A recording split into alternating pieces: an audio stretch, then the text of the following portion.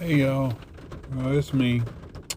So I wanted to show you here the Zondervan Thompson Chain Reference Bible and the Kirkbride that I had for quite a while. So I brought them in this little case here. I have the screws and ring in the background. This is a voiceover. So you see this bonded leather, Thompson Chain Reference, King James Version. Zondervan and Thomas Nelson and all those have that particular shield with the King James Version, and you can see how it's put together there.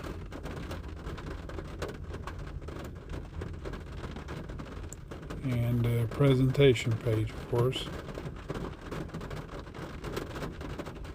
Some of these things I showed in the first video and just kind of going back through them, and you see how the paper's pretty thin there. So here we are comparing the scriptures from the Zondervan Thompson. We're going to compare them to the Kirkbride Thompson, both King James Version. And again, this is a 2K Denmark typeset, and you have the parallel verses, the pilot numbers here, and just going back and forth to the Thompson Kirkbride and comparing those with those on the other side here and seeing what they left in, what they might have took out. So pretty much you got the same referencing system.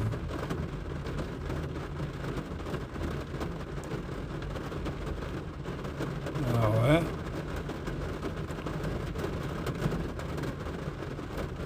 And being this is a handy size, the print's a little bit smaller, and the print in the Kirkbride and Thompson is a little bit bigger.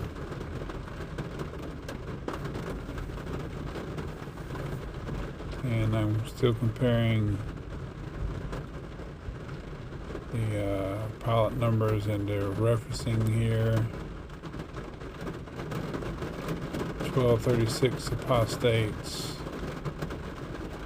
with names of the Lord, God's oaths, names of the Lord. So it says the same thing.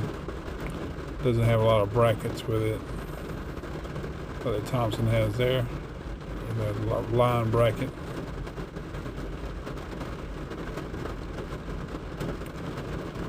And here I point out Pharaoh and pronunciation of Pharaoh, and here that doesn't have the same diacritical quotations, and we see here and the Kirkbride Thompson that has all that. It has says it's diacritical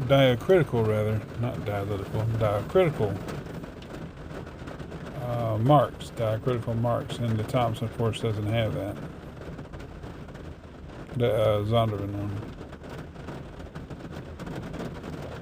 and just a little bit more of me looking for that, because I thought I might have missed it, but no, I don't think I did. It's not in there. The diacritical marks or the pronunciation key, pronunciation of names is not in there.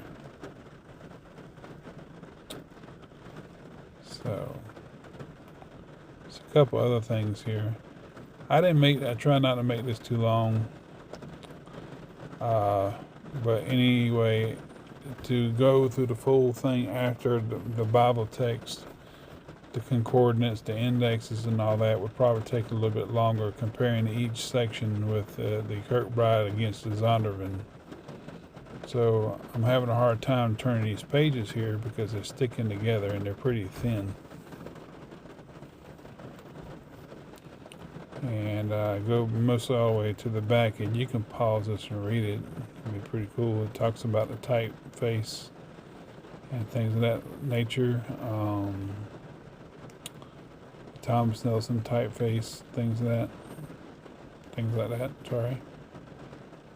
It tells you all about that. And the 2K Denmark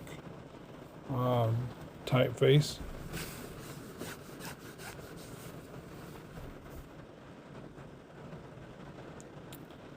And then we go to the condensed outline, and I'm comparing these with the Kirkbride again.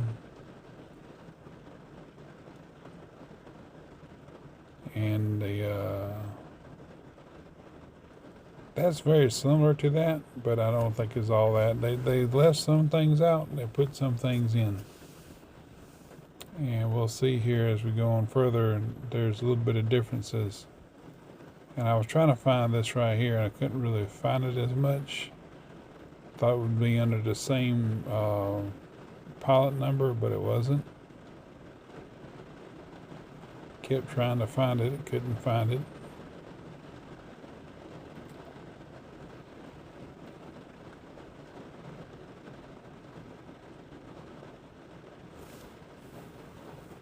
And it talks about the English Bible versions here. I don't think the Zondervan Thompson has that. If it does, I didn't really see it, so I can always go back through it. Again, to go through all these right here, to match what it has and what the Kirkbride has against what the Zondervan doesn't have, would take a long time. Quite a while.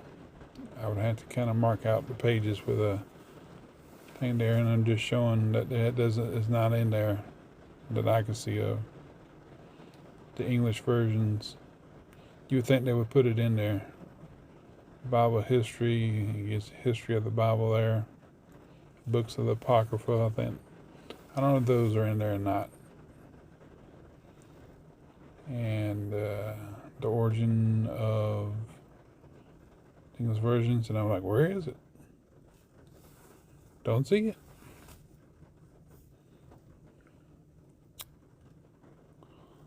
The historical bridge, and I saw Palestine there, and like, nope, not in my Bible, it ain't. Of course, I didn't see it there on the left there on the Zondervan one, but I meant to do that a long time ago, and just never got around to it.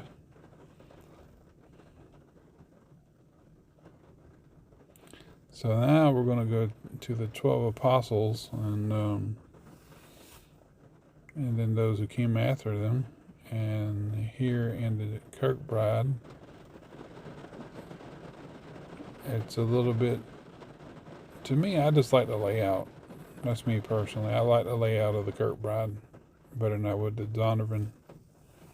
Zondervan is just like so, you know. And then right here we have the map of Abraham as he came from the Ur of Chaldees. It kind of gives a wider spread.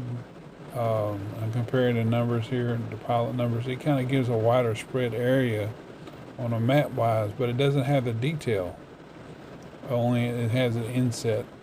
But when you go to the Kirkbride to the right, even though it doesn't have the map of coming from the Ur of Chaldees, it has a little bit more detail, and it has a kind of a figurative look where he traveled to in and out of Israel and Egypt right here.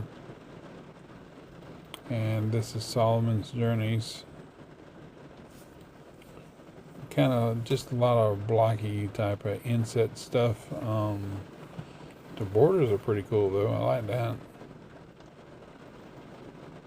And just as we see here, showing this, the Thompson, Kirkbride Thompson has a bit more of an artistic type of look to it. And of course, the Zondervan is just typed up. It's just really lacking the art that the Kirkbride has. But that doesn't mean it's less informative, you know. So I think this one is the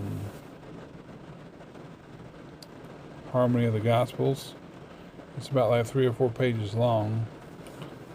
And when I compared it to the Kirkbride, it was had a few pages, you know, things of that nature. And you can, yeah. So I mean, it was in brackets, but there on the Zondervan, it was I kind of found it hard to see where those little things were. It had a very faded pointing to the scriptures. It was pretty, as you can see, the lines coming from the bottom of the, they were very faded.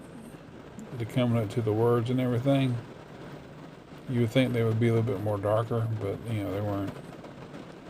So I like what's in the brackets more than I like what's here, but that's me. I mean, I'm sure it could be good for somebody else. And this was pretty interesting too, about the time of the day when the Lord was crucified, and I compared the pilot number again, how they were kind of off about 6 or 7. Shows the time when the Lord died, when he hung on the cross and when he died. And same thing with this one, but it's a little bit more artistic and everything. Of course, the little times down there at the bottom is the first hour, and it was a little small, but a little bit more art involved in it. And so, there we go. And if you want me to do something bigger, or just take a little bit of time, just let me know in the comments below. Thanks.